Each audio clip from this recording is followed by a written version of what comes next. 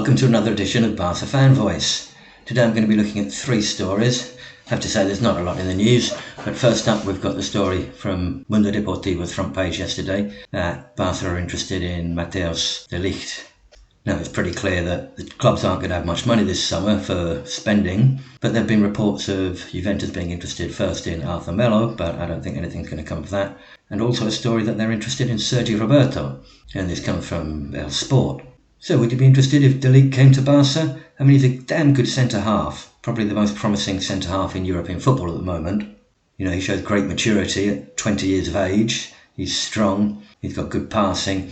In many ways, he's quite like Gerard Piqué. And if we could get another Piqué at 20 years old, that would be fantastic. But of course, the negative against De Ligt is his decision last summer to sign for Juventus when we were interested in buying him.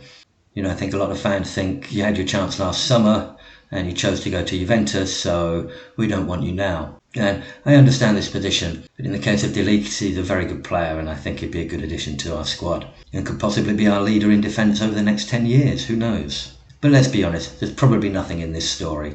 There's not a lot of news at the moment. The newspapers have to fill their pages. And to demonstrate this, we'll look at the next story, which suggests that Luis Suarez is suffering due to the consequences of lockdown. This is from El Sport again, and the text of the story reads, "The lockdown measures in place due to the coronavirus outbreak are affecting a lot of people. With the health department recommending that you stay inside as much as possible, it's provoked a lot of changes in daily life around Spain. These measures naturally extend to footballers as well.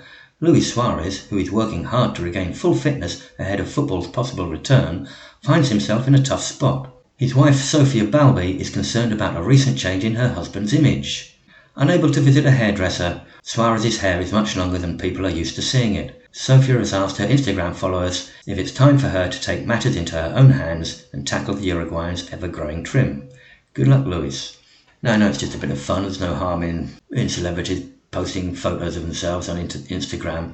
However, what I do object to is the title of the story, saying that he's suffering due to the consequences of lockdown. And it reminds me of other celebrities, such as Madonna sitting in her bath of rose petals, trying to make out that we're all equal and all in this together.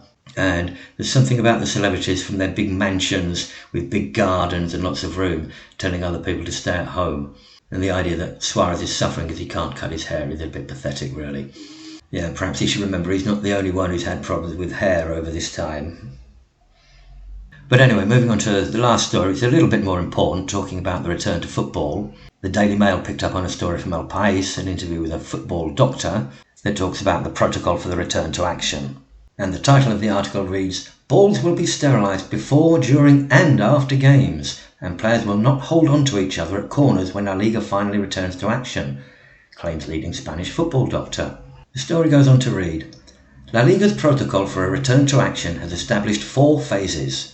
First, there will be training alone or in pairs, then training in small groups, then training as a squad, before finally playing fixtures again, providing there have not been any outbreaks that clubs have been unable to control in the previous 3 phases.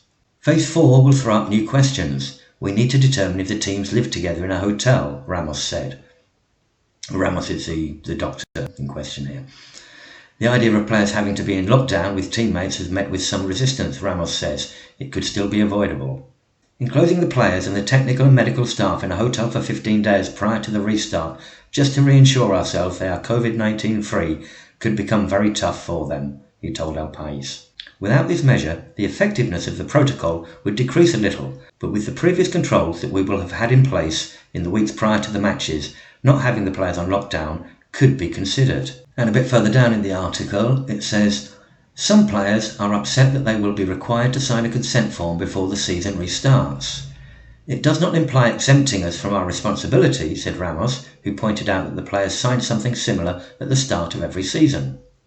He added, "This is simply to inform the players of the situation regarding the pandemic, the need to carry out the tests, the protocols, and since they will not be confined at home and are exposing themselves to contact with other people, there is a level of risk. There is a lot of resistance to football starting again in Spain. Players have been among those speaking out against the ethics of testing footballers, while many health workers have not access to testing. La Liga has brought the test from a German company privately and is waiting for Spain's health ministry to give the go-ahead for them to be used." So as you can see, there's still a long way to go before we get back to some action, and there's still a lot of people opposed to it. Yesterday in Spain was the first day that children were allowed out onto the streets with their parents for 1 hour, and despite the fact that they've been inside for 6 weeks now, there were many people who were against this.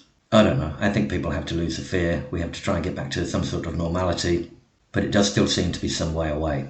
So as things are, we'll just have to carry on, pick up on the odd news story that comes out of any interest. And I apologise that there's not a lot to talk about these days, but I will be back on Wednesday with some more. Hopefully there's something a bit more interesting to talk about. Until then, Visca el Barça, and bye for now.